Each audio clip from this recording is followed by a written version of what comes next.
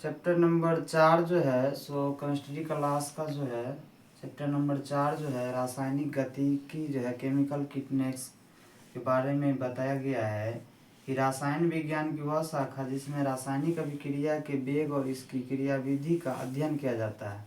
इसमें ये कह रहा है कि रसायन विज्ञान का वह शाखा है जिसमें रासायनिक यानी मतलब अनेकों तरह का जो तत्व होता है उसका वेग और उसकी क्रियाविधि मतलब किस तरह से करते हैं उसके बारे में इसको समझाया गया है।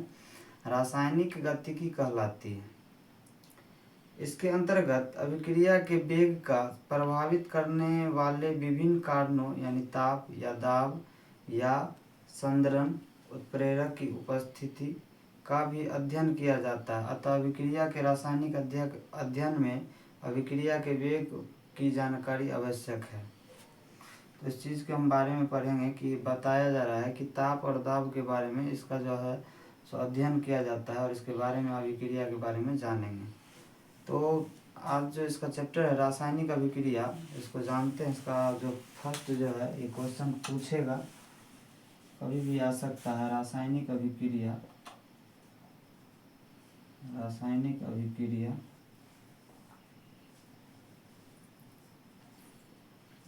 ये चैप्टर आपको पूछेगा ये क्वेश्चन। इस चीज़ के बारे में थोड़ा सा जानते हैं कि वेग के विचार से अभिक्रियाएं कई प्रकार की होती हैं। वेग जो है सो उनके विचार से अभिक्रियाएं कई प्रकार के होते हैं। कुछ अभिक्रियाएं अति तीव्रता से होते हैं, मतलब बहुत ही ज़्यादा ताकतवर होते हैं। जैसे आयनिक अभिक्रिया, यदि बेरियम क्लोराइड जो है, बेरियम क्लोराइड के जो विलयन है, क्या कर रहा है इसमें, बेरियम क्लोराइड का जो विलयन है वो थोड़ा सा सल्फ्यूरिक अम्ल उसमें अगर डाल दिया जाए तो क्या बन जाता है, तत्क्षण बेरियम सल्फेट यानी BaSO4 का सफ़ेद अवक्षेप बनता है और हाइड्रोक्लोरिक अम्ल विलयन में ही रह जाता है। जैसे इसका जो छोटा सा सूत्र है, आप इस चीज़ को पहले देख लीजिए। ये जो है सो आपको पूछेगा रासायनिक अभिक्रिया के बारे में, अभी हम बता दिए हैं। इस वीडियो को ध्यान से देखिएगा क्योंकि इसी में आपको समझ में आएगा। इसका जो है सो एक छोटा सा उदाहरण है, क्योंकि हम बुक से ही पढ़ाते हैं, क्योंकि उतना अनुभवी मेरे पास नहीं है जो हम आपको विदाउट बुक पढ़ा सकते हैं। अच्छा, कोई भी टीचर ऐसा नहीं है जो आपको विदाउट बुक का जो है सो आपको क्लास करवा सके। तो इसके बारे में हम जानते हैं कि बेरियम क्लोराइड जो है, बेरियम क्लोराइड जो है और H2SO4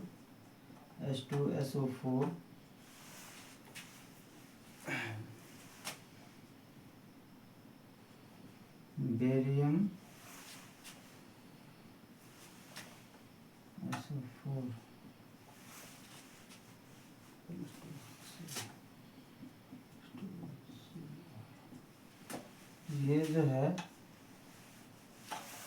ये जो है रासायनिक अभिक्रिया के बारे में, इसके बारे में बताया गया है कि इनके विपरीत कुछ अभिक्रिया इतने मंद वेग से होती है। इसका जो विपरीत अभिक्रिया जो है सो मंद वेग से होती है। इनके पूर्ण होने के काफ़ी दिन लग जाते हैं। इनको पूर्ण होने में कितना दिन लग जाते हैं, बहुत ज़्यादा दिन लग जाते हैं। उदाहरण के लिए वायु में जलवाष्प की उपस्थिति, वायु में जो जलवाष्प होता है, मतलब वायु मतलब हवा, जलवाष्प में तो मतलब हवा में जो जल का जो है उपस्थिति में लोहे को जंग लगना। जैसे नया अगर कोई भी देखते हैं कि किसी का अगर घर बन रहा है, उसका अगर छड़ मतलब काम के लिए अगर उसके यहाँ छड़ जिसको बोलते हैं, हमारे बिहारी भाषा में उसको छड़ बोला जाता है, उसको रॉड बोलिए या सरिया बोलिए, उसको रख दिया जाता है। तो कुछ ही दिनों के बाद यानी महीनों नहीं लगने के बाद उसमें क्या लग जाता है, जंग लग जाता है। तो इस चीज़ को हम थोड़ा सा ध्यान से समझेंगे। अत्यंत मंद वेग से होने वाली अभिक्रिया है, क्या है, मंद वेग से होने वाली अभिक्रिया है। किंतु कुछ अभिक्रियाएं मृदुल वेग से भी होती है। कुछ अभिक्रियाएं किस चीज़ से होती है, मृदुल वेग से भी होती हैं। कुछ ऐसी अभिक्रिया हैं जो मृदुल वेग से भी होते हैं। वेग से भी होते हैं। ये क्वेश्चन आपको पूछेगा, इस चीज़ को ध्यान रखना है, क्योंकि हमारे पास एलईडी बोर्ड नहीं है, इसलिए कि अभी थोड़ा सा मेहनत कर रहे हैं। काफ़ी दिनों के बाद हम प्रयास करने के बाद हम कोशिश करेंगे कि एलईडी बोर्ड लाने और अच्छा से अच्छा आपको बेहतर शिक्षा प्रदान करने की कोशिश करेंगे। अभी शुरुआत है, थोड़ा सा माफ़ी चाहेंगे इसके बारे में। उदाहरण के लिए चीनी का प्रतिलोमन जो है, स्टोर्स का जल अपघटन आदि यानी रासायनिक गतिकी के अध्ययन में अत्यंत तीव्र और अत्यंत मंद वेग से होने वाली अभिक्रियाएं के वेग आसानी से ज्ञात नहीं किए जा सकते हैं, किंतु मृदुल वेग से होने वाली अभिक्रियाएं के वेग प्रयोगशाला से आसानी से ज्ञात किए जा सकते हैं। मृदुल वेग से होने वाली अभिक्रियाओं का ही इस प्रस्तुत में इसको समझाया गया है।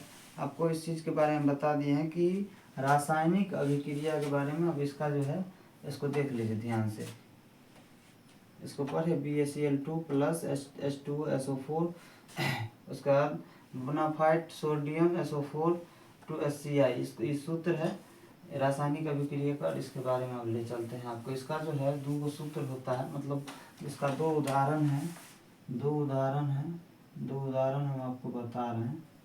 इस चीज़ को देखिए, इसका पहला उदाहरण जो है हम बता देते हैं। कह रहा है अभिकारकों में से किसी एक अभिकारक के, कह रहा है अभिकारकों में से किसी एक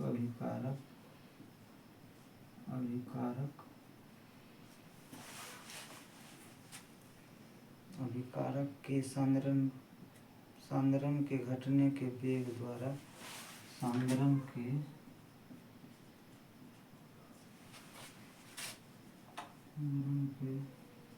वेग के घटने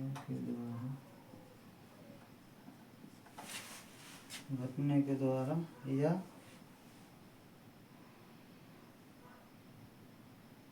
दो प्रकार से व्यक्त किया जाता है। 2 प्रकार से व्यक्त किया जाता है। इसका जो है ये पहला है, इसका ये पहला है, और ये दूसरा जो है आपको हम बता देते हैं। बहुत ही अच्छा है, बहुत ही सुंदर क्वेश्चन है। रासायनिक अभिक्रिया के 2 उदाहरण बताइए, तो आप बता दीजिएगा, क्योंकि इसमें हम बता दिए हैं, किताबी भाषा समझा दिए हैं आपको। और दूसरा है हम निम्नलिखित इसका जो है प्रतिफलों में किसी एक प्रतिफल, यानी प्रतिफलों में किसी एक प्रतिफल सेम उतार देना है। प्रतिफलों में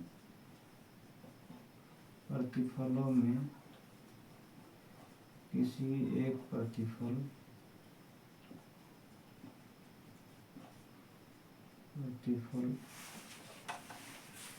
के सांद्रण में वृद्धि होने के वेग द्वारा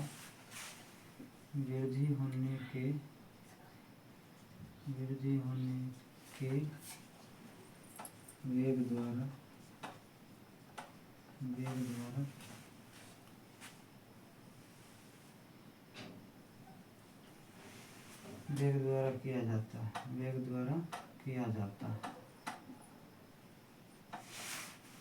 इतना सा आपको ध्यान में ये याद हो जाएगा, और इस चीज़ को फिर इसका क्लास आपको कल आपको इसी YouTube चैनल पर मिल जाएगा। आपको इस चीज़ को थोड़ा सा ध्यान रखना है।